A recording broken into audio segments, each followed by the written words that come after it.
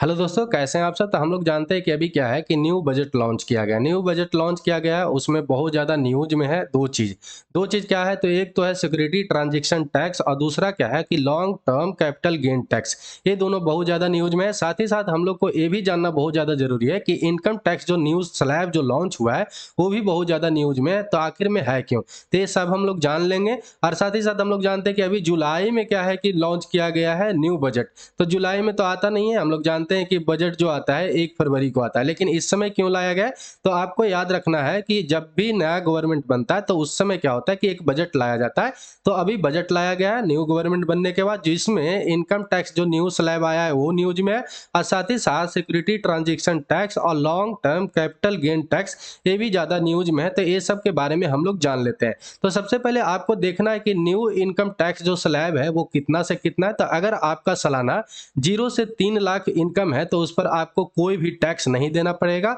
ये बात आपको ध्यान में रखना है। अगर आपका 3 लाख से 7 लाख के बीच में है सालाना मतलब कि इनकम है तो आपको 5% टैक्स देना पड़ेगा और 7 से 10 लाख है तो आपको 10% टैक्स देना पड़ेगा। ठीक है? अगर 10 से 12 लाख है आपका इनकम तो आपको 15% टैक्स देना पड़ेगा और 12 से 15 लाख है तो आपको 20% टैक्स देना पड़ेगा गवर्नमेंट को। अगर साथ ही साथ 15 लाख से जितना भी आपका इनकम ज़्यादा है तो उस पर क्या होगा कि आपको कितना टैक्स देना पड़ेगा? तो 30% टैक्स देना पड़ेगा। ये बात आपको ध्यान में रखना है। चाहे तो 10 करोड़ रहे, 20 करोड़ रहे, 100 करोड़ रहे, कितना भी रहे, आपको कितना टैक्स देना पड़ेगा? तो 30% देना पड़ेगा।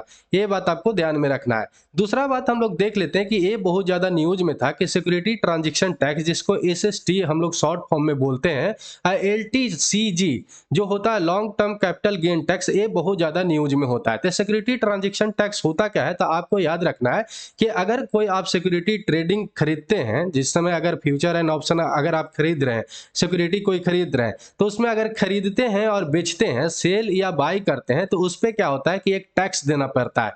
तो उस टैक्स जो था पहले 0.01% था, जो अब बढ़कर कितना हो गया है? तो 0.02% हो गया है, जो बहुत ज़्यादा न्यूज़ में है। साथ ही साथ जो है long term capital gain tax जो है बढ़कर कितना हो गया? तो 10% से बढ़कर कितना हो गया है कि 12.5% हो गया है। ये बात आपको ध्यान में रखना है। जो एक्सपर्टीज को कहना है कि जो बड़े-बड़े जो इन्वेस्टर हैं उनको कहना है कि ये नेगेटिव इफेक्ट डालेगा इन्वेस्टर पर, तो ये भी बात आपको ध्यान में रखना है। ये आपको ध्यान में रखना है कि एक long term capital gain tax होता क्या है? तो आपको सबसे पहले याद रखना है कि अगर कोई इन्वेस्टमेंट आप किए हैं, मान लेते हैं कि आप ₹100 इन्वेस्टमेंट किए हैं और ये ₹100 बढ़कर कितना हो जाता है? तो ₹200 हो जाता है। ठीक है? तो आपको ऐसी न्यू जो बन के निकला, आपको प्रॉफिट कितना हुआ? तो ₹100 का प्रॉफिट हुआ। तो ₹100 के जो प्रॉफिट हुआ उस पे आपको गवर्नमेंट को पहले 10% क्या होता था कि टैक्स देना पड़ता था, लेकिन अब 10% ना देकर कितना देना पड़ेगा? तो 12.5% देना पड़ेगा, 12.5% देना पड़ेगा। तो ये बात आपको ध्यान में रखना है, कितना देना पड़ेगा? तो 12.5%, जो बहुत ज़्यादा न्यूज़ में है। ये छोटा अमाउंट है इसलिए आपको असर नहीं पड़ रहा है। बड़ा-बड़ा इन्वेस्टर होते हैं जो 100-100 करोड़ का प्रॉफिट कमाते हैं, तो मान लीजिए कि उनको 100 करोड़ का प्रॉफिट हुआ तो पहले 10 करोड़ उनको देना पड़ता था। ठीक है? लेकिन अब कितना देना पड़ेगा? तो 12.5 सीआर देना पड़ेगा। तो ये बहुत ज़्यादा उनके लिए इनकम हो मतलब कि लॉस होगा। तो इसीलिए इन्वेस्टर का ये नेगेटिव इफेक्ट डालेगा, बड़े-बड़े एक्सपर्टीज़ को कहना है।